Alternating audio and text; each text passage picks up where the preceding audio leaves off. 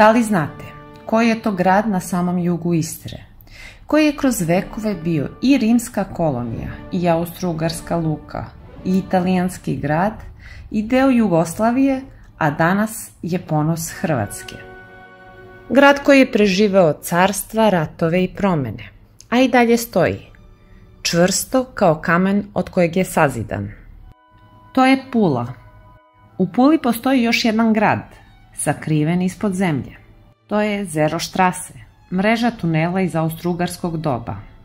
Nekada sklonište od bombi, danas tajni prolaz u istoriju. Pula, rodni grad Masima Savića, čiji su hitovi poznati svima i često se čuju u gradu.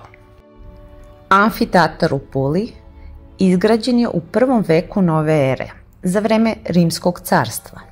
Jedan od najbolje očuvanih rimskih amfiteatara u svetu. Može da primi više od 20.000 ljudi i služio je za gladijatorske borbe, javna okupljanja i predstave. Izgrađen je od kamena, sa lučnim prolazima i redovima sedišta koji su i danas vidljivi. Podzemni hodnici korišćeni su za gladiatore i životinje koje su učestvovale u borbama.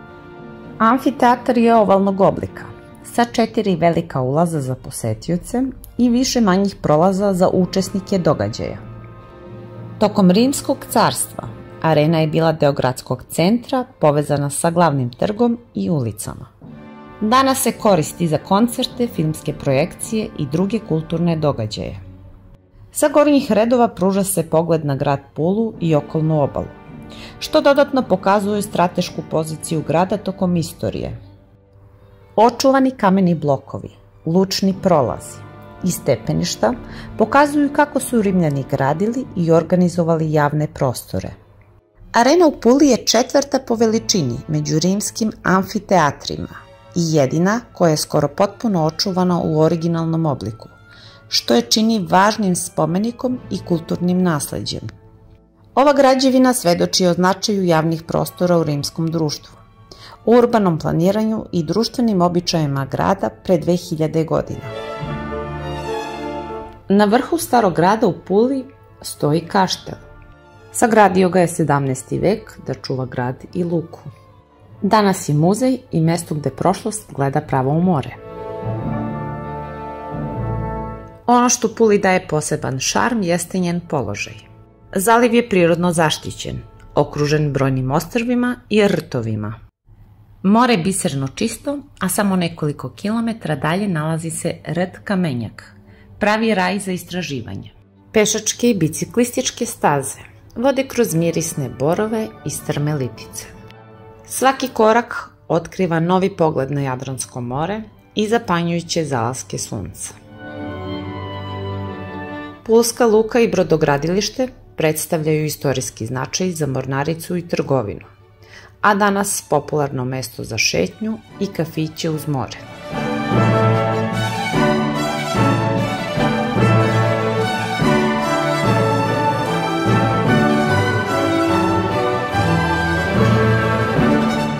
Stari grad u Puli izgleda kao da je zamrznut u vremenu. Kamene ulice vode do skrivenih trgova. Šetaš starim gradom i svaka ulica vodi do priče. U pivnici Medulin osjećaš duh prošlih decenija. Pored šetnje starim gradom u Puli možeš da posetiš i Ožujsko pub za hladno pivo i dobru hranu. Meni je ostavio utisak kao popularno mesto, a vikendom tu možeš uživati u živoj muzici. U pizzeriji Fabrika u Puli možeš probati picu sa mortadelom i pistaćima. Ambijent je moderan i industrijski, a izbor kraft piva čini posetu potpunom.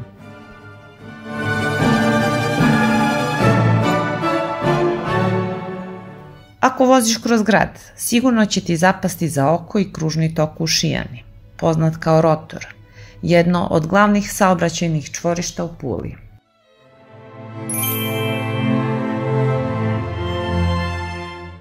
Da stignemo do Motovuna, vozili smo se slikovitom rutom iz Pule, prolazeći pored brojnih lepih sela, gradića i polja.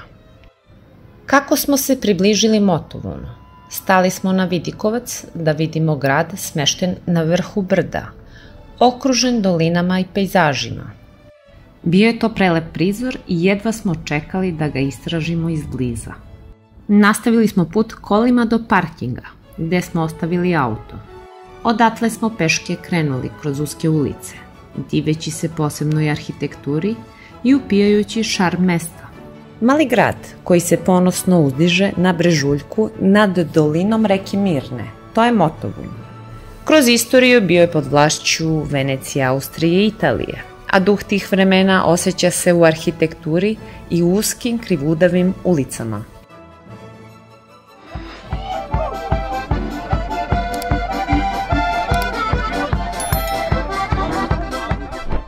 Njegovo ime potiče od latinskog montona ili montonus, što znači brdo.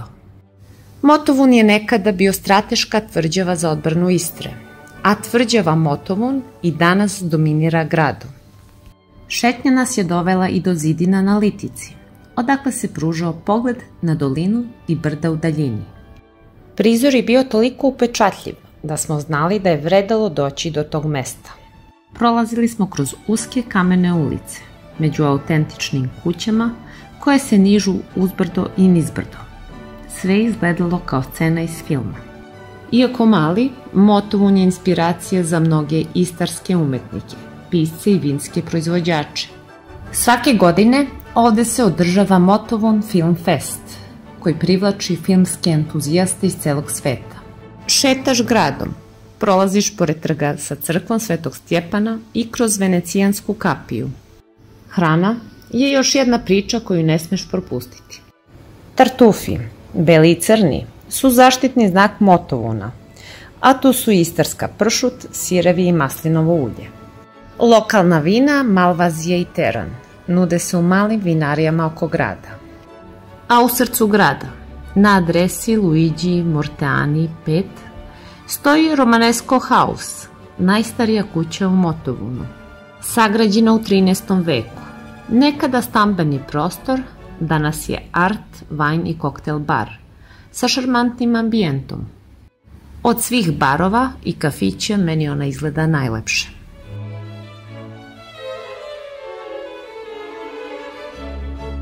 Slikali smo se na više mesta i ostali duže nego što smo planirali, uživajući u svakom trenutku ulica i pogleda. Kada smo se vratili do auta, bili smo zadovoljni što smo mogli da provedemo dan u ovom šarmantnom gradu.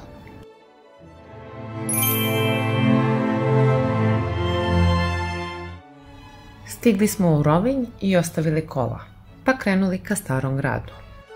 Obzirom da smo ove godine obišli i Dalmaciju, Rovinj i Dubrovnik su nam delovali kao najlepši gradovi na hrvatskoj obali. Rovinj je nekada bio ostrvo. Stari grad je bio nekada potpuno odvojen od kopna, a tek 1763. spojili su ga sa obalom. I odmah na ulazu, pored mora i restorana, zatekli smo izložbu starih Volkswagen automobila na Rovinjskoj obali i ribarskoj luci. Većina ljudi je bila iz Austrije i došli su da defiluju svojim oldtimerima. Bilo je zabavno gledati sve te automobile, kao i njihove vlasnike. Prošli smo kroz Grisija ulicu i Balbijev luk. Grisija ulica je najpoznatija u Rovinju i nezaobilazna atrakcija. Ova ulica je poznata po kamenim pločnicima, galerijama i radionicama umetnika, a šetnja njome pruža upečatljiv vizuelni doživljaj. Na njenom početku nalazi se Balbijev luk, impozantan barokni ulaz u stari grad, koji dodatno doprinosi istorijskom i estetskom šarmu Rovinja. Krenuli smo kroz uske kamene ulice starog grada Rovinja. Ovaj deo grada odiše italijanskim duhom i podsjeća na šarmantne venecijanske gradiće. Kuće su bile u boji sa prozorima punim cveća, a na nekim terasama bile su i mreže za sušenje ribe. Šetajući kroz kaldrmisane prolaze, naišli smo na umetničke galerije, male trgove i lokalne radnje, dok nas je pogled na more pratio na svakom koraku. Sve je mirisalo na more i sveže pripremljenu hranu iz restorana pored. Na nekim vratima još su stajale stare mesingane kvake, a po zidovima su se videli tragovi vremena.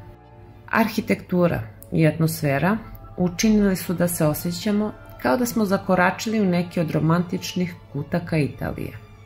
Rovinj je oduvek bio okrenut moru, a tradicija ribarstva traje i danas. Batana je drveni brod i simbol grada.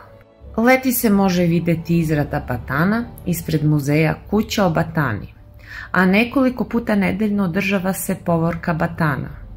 Vožnja oko starog grada završena večerom uz pevanje Bitinada. Bitinade su jedinstveno pevanje ribara, gde glasom imitiraju orkestar. Muzej Kuća o Batani je deo UNESCO-ve nematerijalne kulturne baštine. Svratili smo i do crkve Svete Eufemije, poznata kao Sveta Fuma. Fasada je jednostavna, ali unutrašnjost i freske su prelepi. Popeli smo se na toranj, stepenice uske i drvene, malo strašne, ali pogled na ceo Rovinj i more sa vrha bio je neverovatan. Šetali smo dalje, zastajali, slikali i uživali u zvucima i mirisima starog grada. Bilo je ljudi svih krajeva sveta, ali atmosfera je bila opuštena i prijateljska. Na kraju smo se spustili ka obali, sedeli na klupi i posmatrali brodiće kako plove, dok smo pričali o svemu što smo tog dana doživeli.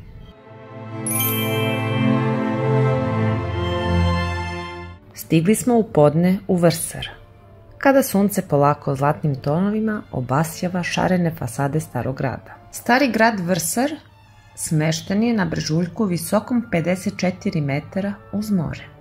Njegova srednjovekovna jezgra sastoje se od uskih kamenih uličica i šarenih fasada. Glavni trg de Grassi okružen je restoranima, opštinom i galerijama, dok su mala vrata nekada bila deo gradskih zidina. U gradu se nalazi crkva Svetog Antuna Padovanskog i crkva Svetog Martina. Penjući se uz uske kamene uličice prema starom gradu, odmah smo shvatili zašto Vrsar zovu gradom vidikovaca. Svaki korak otkrivao je novi pogled na luku i arhipelag od 18 ostrva.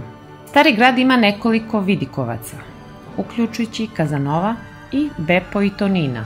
Na području Montrakjera nekada je bio kamenolom, a danas je tu letnja škola vajarstva, gde studenti i umetnici prave skulpture i druge prostorno-dekorativne radove.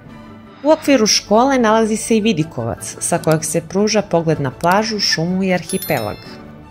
U starom gradu mogu se videti i brojne galerije, ateljeji i suvenirnice, dok su skulpture postavljene širom grada, rezultat Međunarodne škole vajarstva Montrakjer. Toranj starog grada visok je 40 metara i najviša je građevina u Vrsaru, sa kojeg se pruža panoramski pogled na more i okolinu. Kazanova je povezan sa Vrsarom jer je prema istorijskim zapisima ovde boravio tokom svojih putovanja.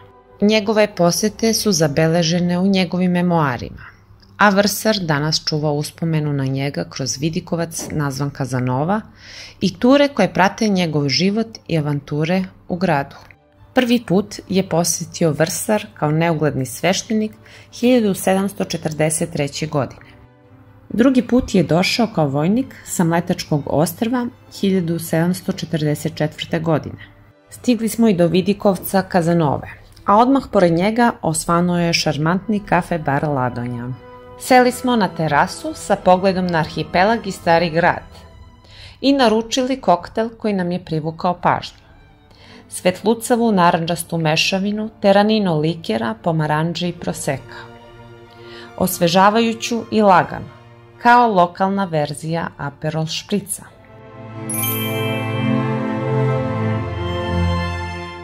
Kad sam stigla u Poreč, prva stvar koja me iznenadila jeste njegova veličina. Stari grad je zaista mali i može da se obiđe za 2 do 3 sata. A opet, na tako malom prostoru nalazi se neobično mnogo znamenitosti.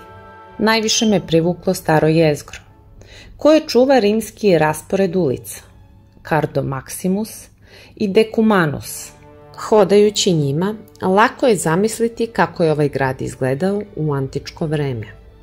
Ipak, najjači utisak na mene ostavila je Eufrazijeva bazilika. Nalazi se u srcu starog grada i od 1997. godine nalazi se na UNESCO-voj listi svetske baštine. Podignuta je u 6. veku i posebno je značajna jer nikad nije menjana. Njena prvobitna struktura i danas stoji, što je čini jednom od retkih crkvi tog perioda sačuvanih u originalu. Unutra se mogu vidjeti mozaici izuzetne vrednosti, a sa vidikovca se pruža pogled na Poreč i more koji ostaje u sećanju. Poreč čuva i tragove antičkog kastruma. Glavne rimske ulice i danas su u funkciji, a na trgu Marafor stoje ostaci svetilišta posvećenog Neptunu, bogu mora. To mesto svedoči o vremenu kada je grad bio važna rimska tvrđava. A evo jednog zanimljivog podatka. Poreč je svoje ime dobio od latinskog naziva Parentium, što znači gradski ili matični grad. Vremenom se to ime menjalo, da bi u današnjem obliku ostalo kao Poreč. Okolina Poreča poznata je i po vinima i vrhunskom maslinovom ulju, pa je poseta odlična prilika za degustaciju. Sve u svemu, Poreč je simpatičan primorski gradić, koji se može obići za nekoliko sati, ali svaki korak otkriva deo istorije. Možda je mali, ali spaja antičke ostatke, srednjovekovne građevine i šarm obalnog mesta na jedan poseban način.